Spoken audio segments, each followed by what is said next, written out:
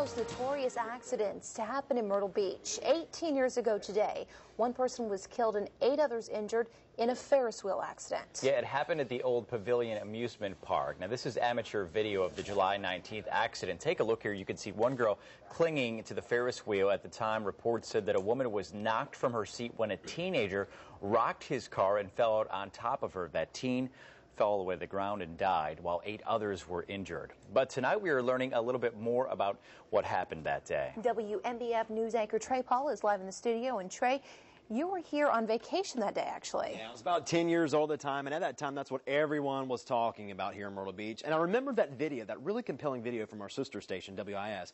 Well, tonight, 18 years later, for the first time, we're hearing from a ride operator that was there that day that says he feels the whole story wasn't reported back then. It's an interview you'll see only on WMBF News.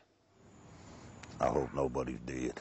It's the first thing that went through John Nolan's head this day. He was a roller coaster operator at the time, and 18 years later, every time he sees this video, he wonders. When it happens, you get shocked. Then you start worrying about, well, I wonder how this one is. I wonder how that one is, you know, and even to this day, how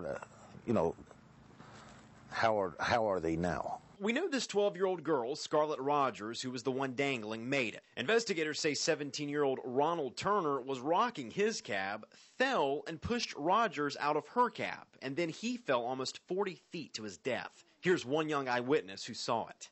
There, 2 of them were up there, and they slipped out from the bar, and then one fell straight down. The other one grabbed on and was hanging on. I don't think the total story was got out.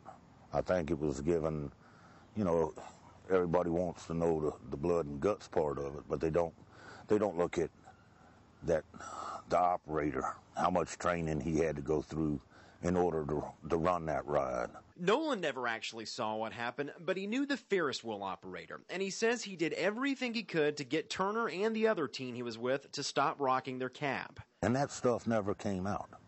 It was just left out there, you know, and so I don't think the whole thing got reported. At the time, he said management did the talking. As an operator, they had said, you know, keep it quiet, we'll do the talking, you know. So nobody was allowed to talk back then. But now, after all these years, he's getting his chance. Investigators with the South Carolina Department of Labor later found there was no mechanical or operator error. Had the kids rode it for the ride it was, this accident never happened. And John Nolan got to tell the rest of the story. This was the only death ever reported at Myrtle Beach's Pavilion. Nolan contacted us after we reported on this story first on WMBF News at 4.